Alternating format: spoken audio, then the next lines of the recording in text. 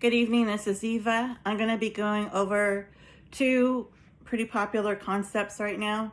I'm going to be taking them apart so you can better understand them.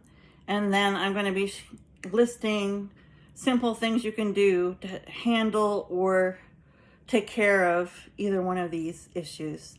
The first thing I'm going to be talking about is generational curses, or as they say, the generational curse breaker.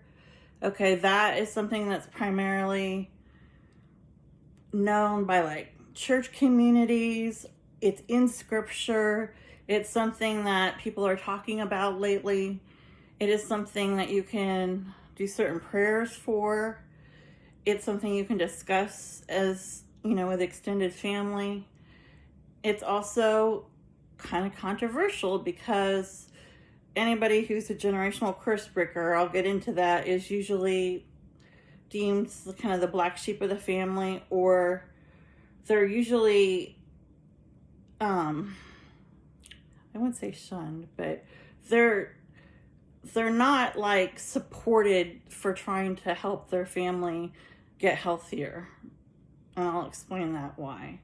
It's not like, that person when they say, hey, I'm making these changes in my own life, and I think all of us as a family should talk about this and maybe start doing some of these things ourselves. I mean, nobody's like, it's kind of like like when they have those programs like intervention where you come home and there's like a group of people, loved ones, and a couple strangers all sitting around your sofa, and they have a intervention for you because they think you need to go to drug rehab. Okay, it's that feeling. Okay, nobody's jumping up for joy when this happens. But it can have some striking, like, real healing, striking benefits, I guess, or just things miraculously could happen within the unit if they actually tried it, and I guess it's one of those things where, you therapists might encourage people to try it, but it's so upsetting to people that it's a really hard pill to swallow, and especially with older generations, and it brings a lot of drama. The other thing I'm going to be talking about is a lot less controversial. It's the intergenerational trauma.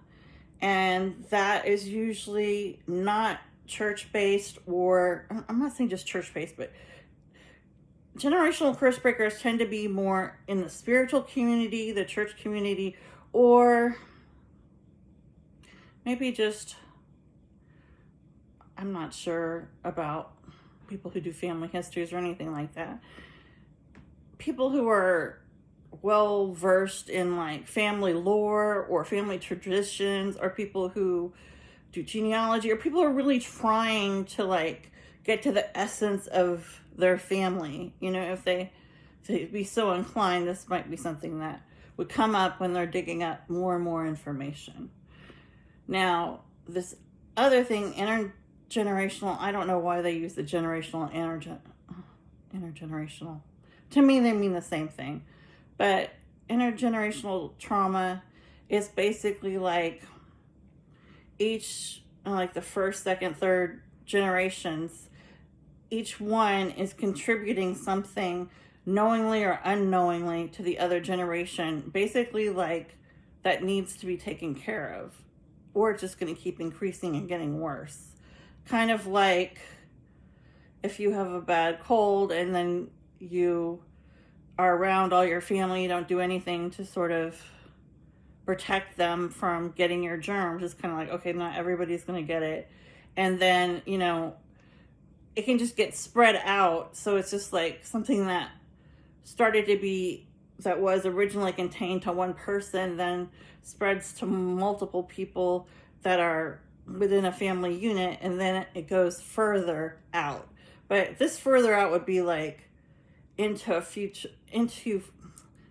be like the interior family, then it would be the next generation.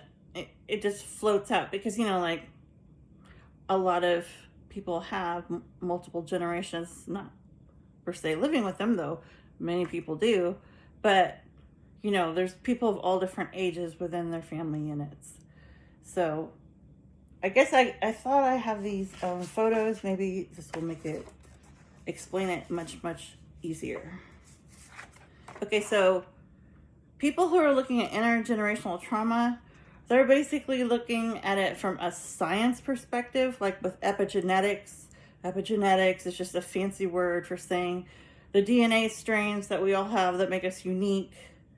It would be like, how like if somebody in the family has a special kind of cancer or something, and then they want to find out by doing DNA testing markers in other family members, whether they have it or not, because these things are inherited. It's similar to that. It's like, but it's not a medical test. It's more like an emotional test, or a test of your character, or a test of your behavior, which is even more scary. So, okay, this is a picture of my grandmother and my mother, okay, when my mother was a little girl. Okay, so it would be my grandmother, what she passed on to my mom, and then this is a picture of me with my parents. So then it would be whatever my mom passed down to me, and then you'll want to look at both sides of the family, right? The father's side and the mother's side, because they both contribute. So, like, this is my father and my son when he was a little toddler. So it'd be the same thing with the male line. It'd be like, okay, so what has he passed down, since there was, I was the girl and I was the only child, it would kind of go directly to my son. So the concept of that would be, you would do either journaling. I know that's like, nobody wants to just do journaling. Or you could do therapy, either as a family or individually, or you just talk with each other. You could also, go through photo albums and sort of discuss different things about the family, and like more of or do like a scrapbooking thing together. And then while you're doing that, like, stuff comes up. I mean, that would be like a much more comfortable way of doing it. But it's something that basically the idea from psychology or self-helpy type community would be, if I said to my family, okay, there's addiction in our family, like, and I'm making this up. I'm not going to talk about my personal family at this juncture. Okay, so let's say it's addiction. So I would say, I feel like, I just came out of dealing with an addiction. I know that, let's say mine was a drug addiction, because I did have a drug addiction in my early 20s. Let's say, okay, I know that I've had a drug addiction in my life. I know that, let's say my mother, was not her issue, but she was an alcoholic. And then we all know that, great grandmother, or we've heard stories that she was, also a closet drinker. And I would just really like it if we could take a look at this and like not, and take a look at our own stuff and like maybe clean it up a little bit, so that we don't pass this down to our children. So let's say I have a baby on my lap. Like, I'm like, I don't want, her to go through the things that we've gone through. So your role in intergenerational trauma is basically like, you are going to clean up what nobody else dealt with. And you're going to get the people who are still living to take a look at their own habits, addictions, behaviors. That's the hardest one. and marriages. Oh, that's a good one. Relationships. Parenting. Oh, that's something everybody wants to bring up, talking about judging other people's parenting, that sounds like a great family discussion. So, you know what I'm saying? Like, this is why this doesn't go very well. But you could do it all on your own. You could just say to yourself, like, I'm so sick of this shit. You know, like, everybody in the family is like ignoring this, or they don't care about this issue. Like in my family, it was a mental illness. Everybody would, you know, say, well, yes, my mother has schizophrenia. But it was like, they would verbalize, like, yes, that is happening. But then that is like, that's where it all like shut down. You know, it's just like, okay, that would make you think that maybe there would be boundaries, or, you know, a plan maybe to address it and take care of it, and maybe not screw up everybody who had to deal with it. That didn't happen. It all was a big hot mess. So a burning house, if you want to have a metaphor.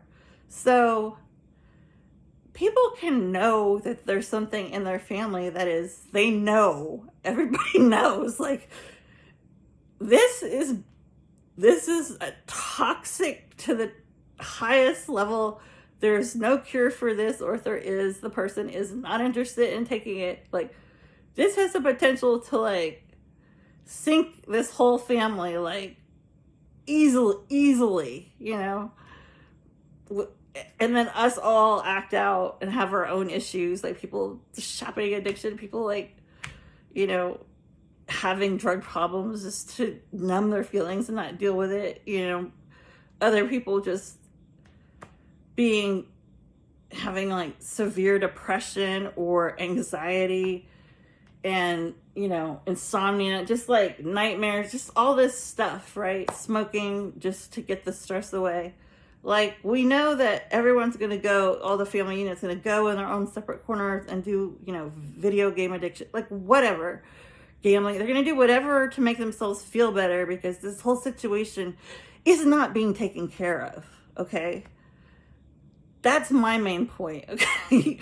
But, yeah, a lot of families acknowledge that, yes, you know, Uncle Jimmy does have a problem with booze, but it's kind of like, oh, well, so like when he comes for the Christmas party, let's like, you know, let's put the alcohol, you know, further back where he hasn't noticed it right away, and we'll just have all these like desserts, or, you know, like, or I don't know, they just like, oh, we just won't have hard alcohol, we'll just have light beers. You know, it's just like, they'll do things that are like, they think they're like covering the loopholes or something, or they think that they're like, you know, fixing the dam. But it's like these measures, not only are they temporary, they're ineffective. They don't stop any long-term issue. They might stop it for that night. But honestly, an alcoholic is going to go to a family party where there's booze, especially an assortment of it. I mean, that's, the chances of them not drinking that are, you know, almost slim to none. So it's like, already that's like inefficient. So if you truly think like there's so much divorce in my family, like literally nobody has ever stayed together, but everybody keeps getting married and having these really short-term or long miserable marriages, short-term fiascos, or long-term, like, you can tell that people totally don't even like each other, but they just stay together because it's financially more comfortable, or like it's socially more acceptable. It's like, you could say to yourself, like, I don't want this for myself. I don't want to perpetuate this. So then when you got in a relationship, you could, you know, go out of your way to take steps to address issues before you actually got married, you know, like try to solve problems before they sort of run amok. You could ask your to-be spouse or whatever, like, what are the issues in your family? Like, what are the things, you know, that are coming? Because really what we're talking about all the things that trickle down, like all the behaviors, like screaming, yelling, long fights, not resolving anything. You could have family members who are very much like, I think the most popular one with older generations, because they were taught to like not talk about solving family issues. They may be gossiping about them, but not taking them on and fixing them.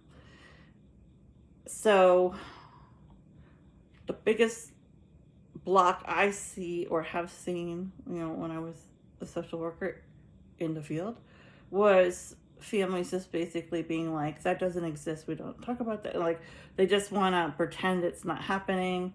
And that could be for many different reasons. Like, this is not exactly a society where it's acceptable to have a lot of deep-seated, serious problems that you're literally not going to get over. I mean, people just go around with masks and hide, and like, you could have people who come in your family to like the yearly Christmas party. I don't know why I keep using these holiday examples, but you could have family that when people see like this certain couple in the family, like, oh my God, they look like the perfect couple. They're like so sweet. Like, that's the marriage to look up to. And like, secretly, they could be having like not slept together in like 2 years, and like one of them is having like an affair, and the other one is like addicted to pills. Like, you actually don't know, because they're not telling anybody else in the family that, and they're trying to put that like masked, like trying to be socially acceptable face in public so that nobody knows what's really going on. And they may be telling, like maybe one best friend on the phone or something, like, don't tell anybody else. And a lot of people, this is actually a real thing. People will,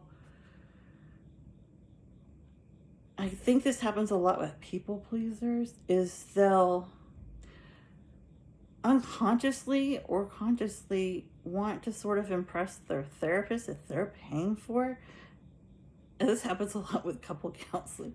And they try to sort of, I don't know, like, not tell the whole truth, because it's like, they're so, like, a lot of things people do with addictions or with family patterns are